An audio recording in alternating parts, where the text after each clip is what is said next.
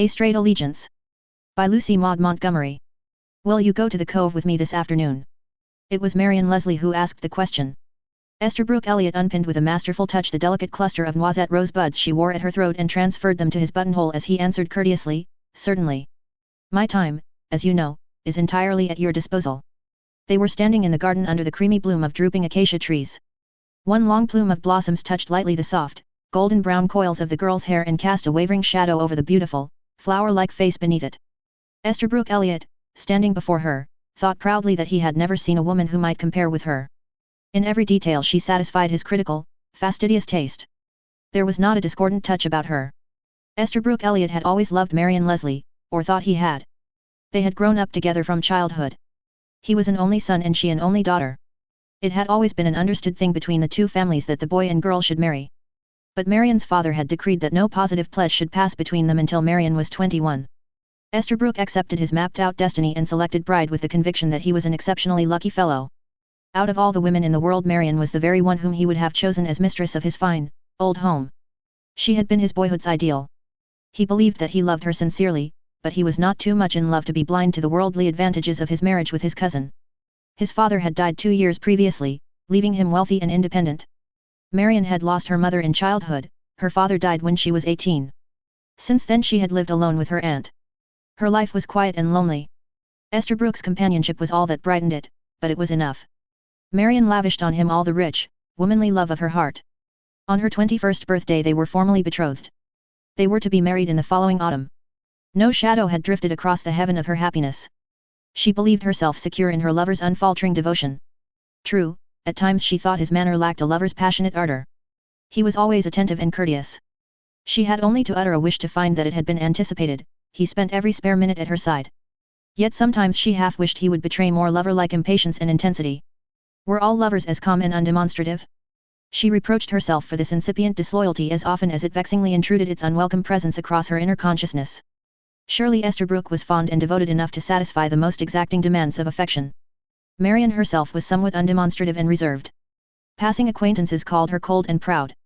Only the privileged few knew the rich depths of womanly tenderness in her nature. Esterbrook thought that he fully appreciated her.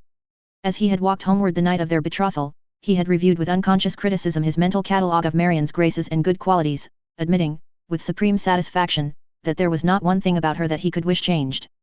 This afternoon, under the acacias, they had been planning about their wedding. There was no one to consult but themselves. They were to be married early in September and then go abroad. Esterbrook mapped out the details of their bridal tour with careful thoughtfulness. They would visit all the old-world places that Marion wished to see. Afterwards they would come back home. He discussed certain changes he wished to make in the old Elliott mansion to fit it for a young and beautiful mistress. He did most of the planning. Marion was content to listen in happy silence. Afterwards she had proposed this walk to the Cove. "What particular object of charity have you found at the Cove now?" asked Esterbrook, with lazy interest, as they walked along. "Mrs. Barrett's little Bessie is very ill with fever," answered Marion. Then, catching his anxious look, she hastened to add, "It is nothing infectious, some kind of a slow, sapping variety." "There is no danger, Esterbrook." "I was not afraid for myself," he replied quietly. "My alarm was for you. You are too precious to me, Marion, for me to permit you to risk health and life, if it were dangerous. What a lady bountiful you are to those people at the Cove. When we are married you must take me in hand and teach me your creed of charity. I'm afraid I've lived a rather selfish life. You will change all that, dear. You will make a good man of me. You are that now, Esterbrook," she said softly. "If you were not, I could not love you. It is a negative sort of goodness, I fear. I have never been tried or tempted severely. Perhaps I should fail under the test." "I am sure you would not," answered Marion proudly. Esterbrook laughed, her faith in him was pleasant. He had no thought but that he would prove worthy of it. The Cove, so called, was a little fishing hamlet situated on the low, sandy shore of a small bay. The houses, clustered in one spot, seemed like nothing so much as larger shells washed up by the sea, so grey and bleached were they from long exposure to sea winds and spray. Dozens of ragged children were playing about them, mingled with several disreputable yellow curs that yapped noisily at the strangers. Down on the sandy strip of beach below the houses groups of men were lounging about. The mackerel season had not yet set in, the spring herring netting was past. It was holiday time among the sea folks. They were enjoying it to the full, a happy, ragged colony, careless of what the morrows might bring forth.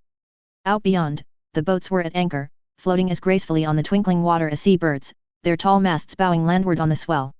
A lazy, dreamful calm had fallen over the distant seas, the horizon blues were pale and dim, faint purple hazes blurred the outlines of far-off headlands and cliffs, the yellow sands sparkled in the sunshine as if powdered with jewels. A murmurous babble of life buzzed about the hamlet, pierced through by the shrill undertones of the wrangling children, most of whom had paused in their play to scan the visitors with covert curiosity. Marian led the way to a house apart from the others at the very edge of the shelving rock. The dooryard was scrupulously clean and unlittered, the little footpath through it was neatly bordered by white clam shells, several thrifty geraniums in bloom looked out from the muslin-curtained windows. A weary-faced woman came forward to meet them. "Bessie's much the same, Miss Leslie," she said, in answer to Marian's inquiry. "The doctor you sent was here today and did all he could for her. He seemed quite hopeful. She don't complain or nothing, just lies there and moans. Sometimes she gets restless. It's very kind of you to come so often, Miss Leslie. Here, Magdalen, will you put this basket the ladies brought up there on the shelf?" A girl, who had been sitting unnoticed with her back to the visitors, at the head of the child's cot in one corner of the room, stood up and slowly turned around. Marian and Esterbrook Elliot both started with involuntary surprise. Esterbrook caught his breath like a man suddenly awakened from sleep. In the name of all that was wonderful, who or what could this girl be, so little in harmony with her surroundings? Standing in the crepuscular light of the corner, her marvelous beauty shone out with the vivid richness of some rare painting. She was tall, and the magnificent proportions of her figure were enhanced rather than marred by the severely plain dress of dark print that she wore. The heavy masses of her hair, a shining auburn dashed with golden foam, were coiled in a rich, glossy knot at the back of the classically modeled head and rippled back from a low brow whose waxen fairness even the breezes of the ocean had spared. The girl's face was a full, perfect oval, with features of faultless regularity, and the large, full eyes were of tawny hazel, darkened into inscrutable gloom in the dimness of the corner. Not even Marian Leslie's face was more delicately tinted, but not a trace of colour appeared in the smooth, marble-like cheeks, yet the waxen pallor bore no trace of disease or weakness, and the large, curving mouth was of an intense crimson. She stood quite motionless. There was no trace of embarrassment or self-consciousness in her pose. When Mrs. Barrett said, "This is my niece, Magdalen Crawford," she merely inclined her head in grave, silent acknowledgement. As she moved forward to take Marian's basket, she seemed oddly out of place in the low, crowded room. Her presence seemed to throw a strange restraint over the group. Marian rose and went over to the cot, laying her slender hand on the hot forehead of the little sufferer. The child opened its brown eyes questioningly. "How are you today, Bessie?" "Madeleine, I want Madeleine," moaned the little plaintive voice. Magdalen came over and stood beside Marian Leslie. "She wants me," she said in a low, thrilling voice, free from all harsh accent or intonation. "I am the only one she seems to know always." "Yes, darling, Madeleine is here, right beside you. She will not leave you." She knelt by the little cot and passed her arm under the child's neck, drawing the curly head close to her throat with a tender, soothing motion. Esterbrook Elliot watched the two women intently, the one standing by the cot, arrayed in simple yet costly apparel, with her beautiful, high-bred face, and the other, kneeling on the bare, sanded floor in her print dress, with her splendid head bent low over the child and the long fringe of burnished lashes sweeping the cold pallor of the oval cheek. From the moment that Magdalen Crawford's haunting eyes had looked straight into his for one fleeting second, an unnameable thrill of pain and pleasure stirred his heart, a thrill so strong and sudden and passionate that his face paled with emotion. The room seemed to swim before his eyes in a mist out of which gleamed that wonderful face with its mesmeric, darkly radiant eyes, burning their way into deeps and abysses of his soul hitherto unknown to him. When the mist cleared away and his head grew steadier, he wondered at himself. Yet he trembled in every limb and the only clear idea that struggled out of his confused thoughts was an overmastering desire to take that cold face between his hands and kiss it until its passionless marble glowed into warm and throbbing life. "Who is that girl?" he said abruptly, when they had left the cottage. "She is the most beautiful woman I have ever seen, present company always excepted," he concluded, with a depreciatory laugh. The delicate bloom on Marian's face deepened slightly. "You had much better to have omitted that last sentence," she said quietly, it was so palpably an afterthought. "Yes, she is wonderfully lovely, a strange beauty, I fancied. There seemed something odd and uncanny about it to me. She must be Mrs. Barrett's niece. I remember that when I was down here about a month ago Mrs. Barrett told me she expected a niece of hers to live with her, for a time at least. Her parents were both dead, the father having died recently. Mrs. Barrett seemed troubled about her.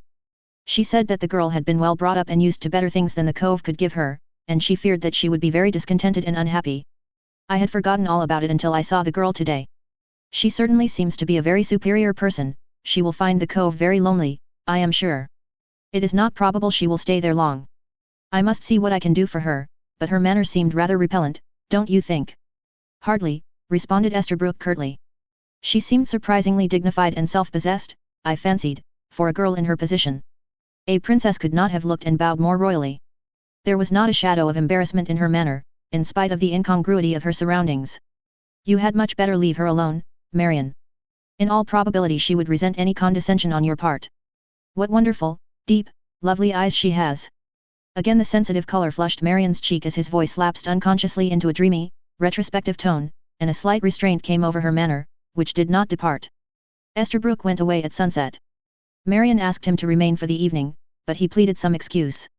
I shall come tomorrow afternoon, he said, as he stooped to drop a careless goodbye kiss on her face.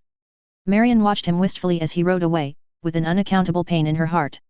She felt more acutely than ever that there were depths in her lover's nature that she was powerless to stir into responsive life.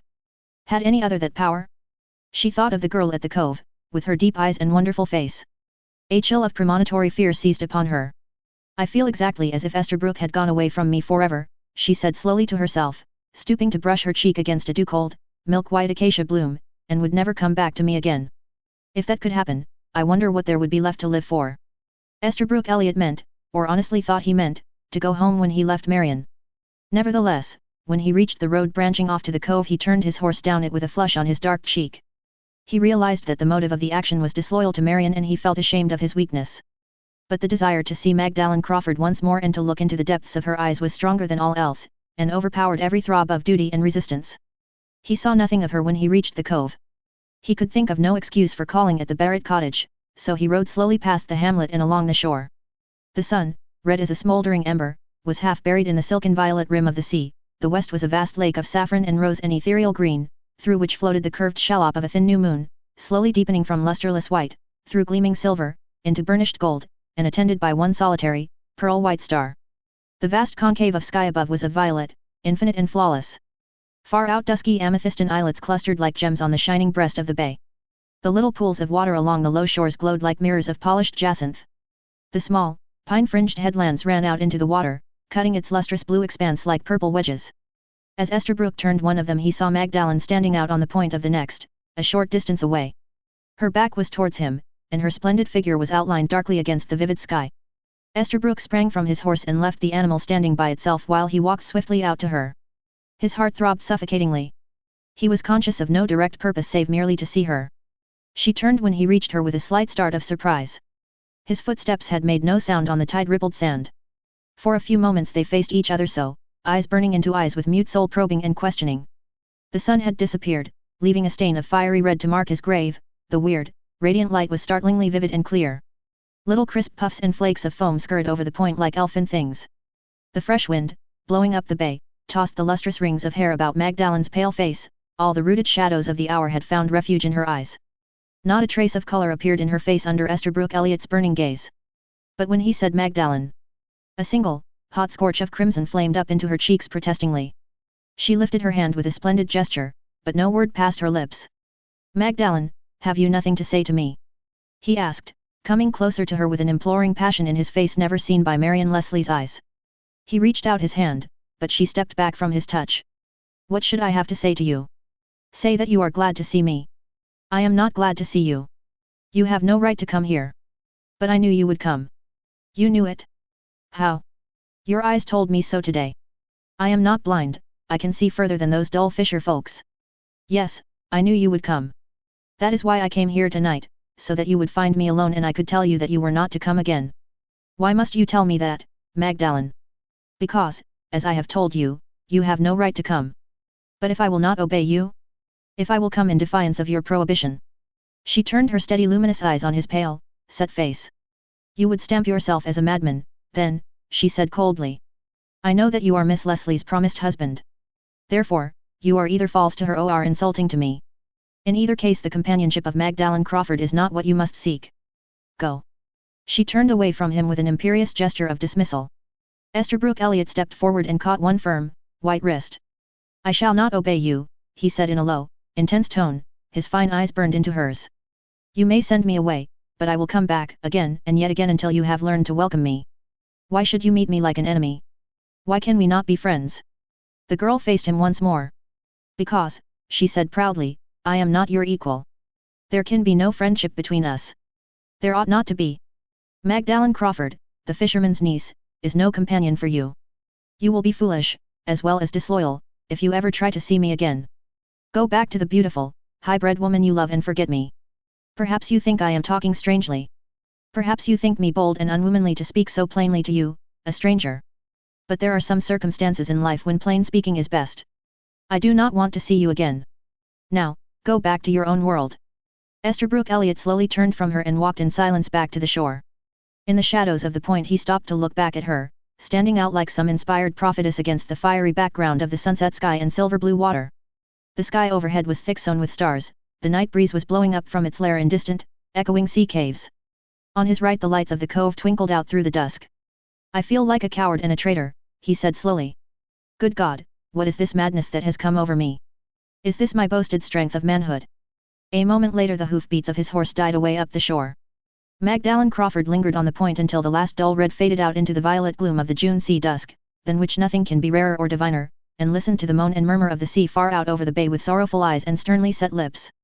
The next day, when the afternoon sun hung hot and heavy over the water, Esterbrook Elliott came again to the cove. He found it deserted. A rumor of mackerel had come, and every boat had sailed out in the rose-red dawn to the fishing grounds. But down on a strip of sparkling yellow sand he saw Magdalen Crawford standing, her hand on the rope that fastened a small white dory to the fragment of a half-embedded wreck. She was watching a huddle of gulls clustered on the tip of a narrow, sandy spit running out to the left. She turned at the sound of his hurried footfall behind her. Her face paled slightly, and into the depths of her eyes leapt a passionate, mesmeric glow that faded as quickly as it came. You see I have come back in spite of your command, Magdalen. I do see it, she answered in a gravely troubled voice. You are a madman who refuses to be warned. Where are you going, Magdalen? She had loosened the rope from the wreck. I am going to row over to Chapel Point for salt. They think the boats will come in tonight loaded with mackerel, look at them away out there by the score, and salt will be needed. Can you row so far alone? Easily. I learned to row long ago, for a pastime then. Since coming here I find it of great service to me. She stepped lightly into the tiny shallop and picked up an oar. The brilliant sunshine streamed about her, burnishing the rich tints of her hair into ruddy gold. She balanced herself to the swaying of the dory with the grace of a sea bird. The man looking at her felt his brain reel. Goodbye, Mr. Elliott. For answer he sprang into the dory and, snatching an oar, pushed against the old wreck with such energy that the dory shot out from the shore like a foam bell. His sudden spring had set it rocking violently. Magdalen almost lost her footing and caught blindly at his arm.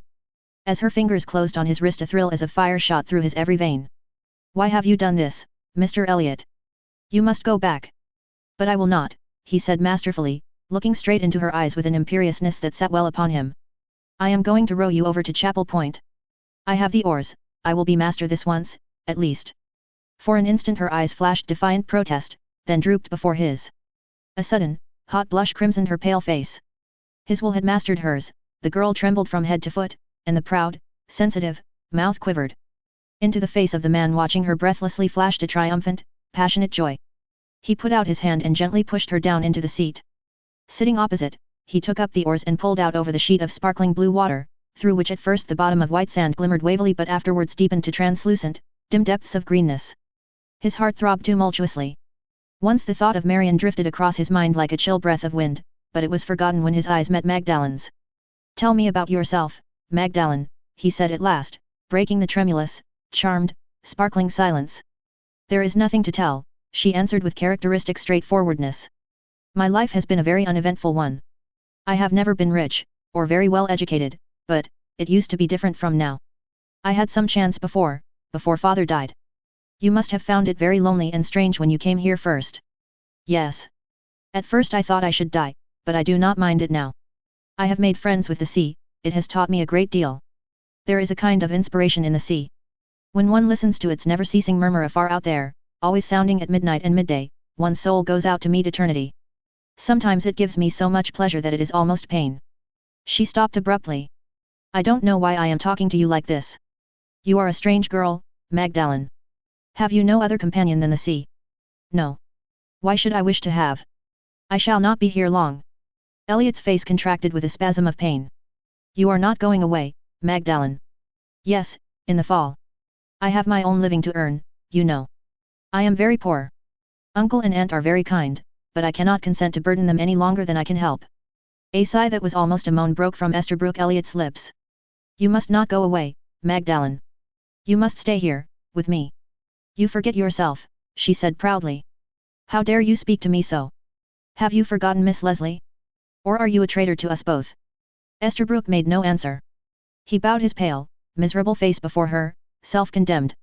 The breast of the bay sparkled with its countless gems like the breast of a fair woman. The shores were purple and amethystine in the distance. Far out, bluish, phantom-like sails clustered against the pallid horizon. The dory danced like a feather over the ripples. They were close under the shadow of Chapel Point. Marian Leslie waited in vain for her lover that afternoon. When he came at last in the odorous dusk of the June night, she met him on the acacia-shadowed veranda with cold sweetness. Perhaps some subtle woman instinct whispered to her where and how he had spent the afternoon, for she offered him no kiss, nor did she ask him why he had failed to come sooner. His eyes lingered on her in the dim light, taking in every detail of her sweet womanly refinement and loveliness, and with difficulty he choked back a groan. Again he asked himself what madness had come over him, and again for an answer rose up the vision of Magdalen Crawford's face as he had seen it that day, crimsoning beneath his gaze. It was late when he left. Marian watched him out of sight, standing under the acacias. She shivered as with a sudden chill. I feel as I think Vashti must have felt, she murmured aloud, when, disgrowned and unqueened, she crept out of the gates of Shushan to hide her broken heart. I wonder if Esther has already usurped my scepter. Has that girl at the cove, with her pale, priestess-like face and mysterious eyes, stolen his heart from me? Perhaps not, for it may never have been mine. I know that Esterbrook Elliott will be true to the letter of his vows to me, no matter what it may cost him. But I want no pallid shadow of the love that belongs to another. The hour of abdication is at hand, I fear. And what will be left for throneless Vashti then? Esterbrook Elliott, walking home through the mocking calm of the night, fought a hard battle with himself. He was face to face with the truth at last, the bitter knowledge that he had never loved Marian Leslie, save with a fond, brotherly affection, and that he did love Magdalen Crawford with a passion that threatened to sweep before it every vestige of his honor and loyalty. He had seen her but 3 times, and his throbbing heart lay in the hollow of her cold white hand. He shut his eyes and groaned. What madness! What unutterable folly! He was not free, he was bound to another by every cord of honor and self-respect.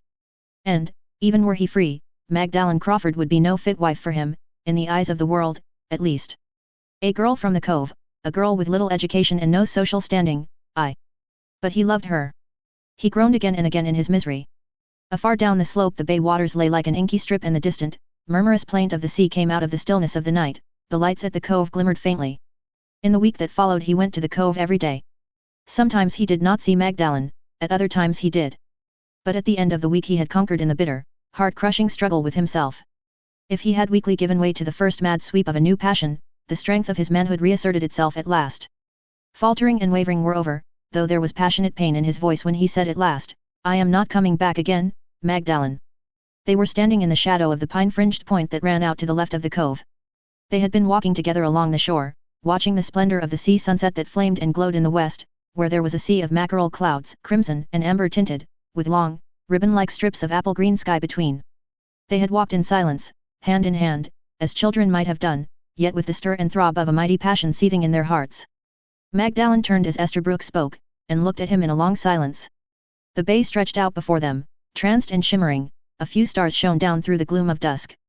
Right across the translucent greens and roses and blues of the west hung a dark, unsightly cloud, like the blurred outline of a monstrous bat. In the dim, reflected light the girl's mournful face took on a weird, unearthly beauty. She turned her eyes from Esterbrook Elliott's set white face to the radiant gloom of the sea. That is best, she answered at last, slowly. Best, yes. Better that we had never met. I love you, you know it, words are idle between us. I never loved before, I thought I did. I made a mistake and I must pay the penalty of that mistake. You understand me? I understand, she answered simply. I do not excuse myself, I have been weak and cowardly and disloyal. But I have conquered myself, I will be true to the woman to whom I am pledged. You and I must not meet again. I will crush this madness to death. I think I have been delirious ever since that day I saw you first, Magdalen. My brain is clearer now. I see my duty and I mean to do it at any cost. I dare not trust myself to say more. Magdalen, I have much for which to ask your forgiveness. There is nothing to forgive, she said steadily. I have been as much to blame as you.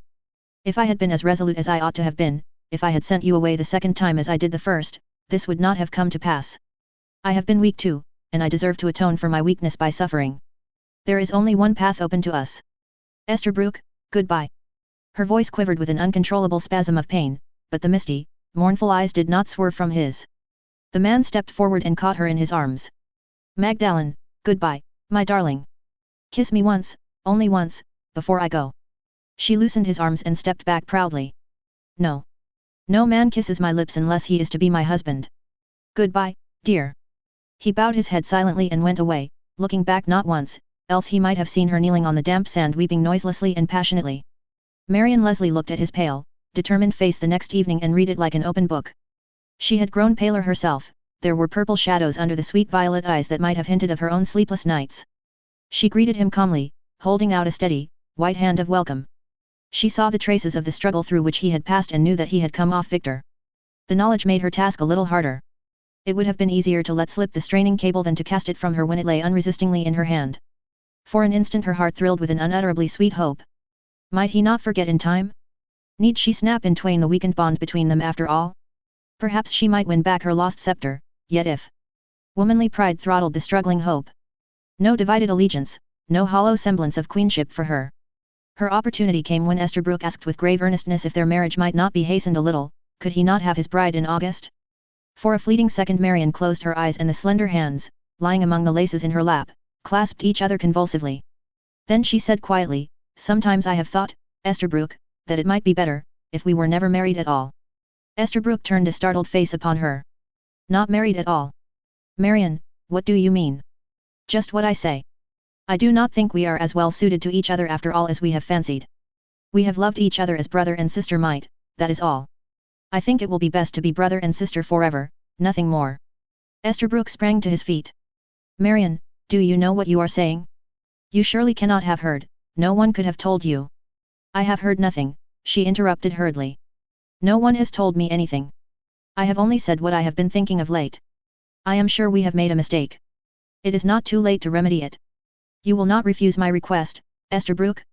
You will set me free." "Good heavens, Marian!" he said hoarsely. "I cannot realize that you are in earnest. Have you ceased to care for me?" The rigidly locked hands were clasped a little tighter. "No, I shall always care for you as my friend if you will let me. But I know we could not make each other happy, the time for that has gone by. I would never be satisfied, nor would you. Esterbrook, will you release me from a promise which has become an irksome fetter?" He looked down on her upturned face mistily. A great joy was surging up in his heart, yet it was mingled with great regret. He knew, none better, what was passing out of his life, what he was losing when he lost that pure, womanly nature. "If you really mean this, Marian," he said slowly, "if you really have come to feel that your truest love is not and never can be mine, that I cannot make you happy, then there is nothing for me to do but to grant your request. You are free." "Thank you, dear," she said gently, as she stood up. She slipped his ring from her finger and held it out to him. He took it mechanically. He still felt dazed and unreal. Marian held out her hand. "Good night, Esterbrook," she said, a little wearily. "I feel tired. I am glad you see it all in the same light as I do." "Marian," he said earnestly, clasping the outstretched hand, "are you sure that you will be happy, are you sure that you are doing a wise thing?" "Quite sure," she answered, with a faint smile. "I am not acting rashly. I have thought it all over carefully. Things are much better so, dear. We will always be friends. Your joys and sorrows will be to me as my own. When another love comes to bless your life, Esterbrook, I will be glad. And now, good night. I want to be alone now." At the doorway he turned to look back at her, standing in all her sweet stateliness in the twilight duskness, and the keen realization of all he had lost made him bow his head with a quick pang of regret. Then he went out into the darkness of the summer night. An hour later he stood alone on the little point where he had parted with Magdalene the night before. A restless night wind was moaning through the pines that fringed the bank behind him, the moon shone down radiantly, turning the calm expanse of the bay into a milk-white sheen. He took Marian's ring from his pocket and kissed it reverently. Then he threw it from him far out over the water. For a second the diamond flashed in the moonlight, then, with a tiny splash, it fell among the ripples. Esterbrook turned his face to the cove, lying dark and silent in the curve between the crescent headlands.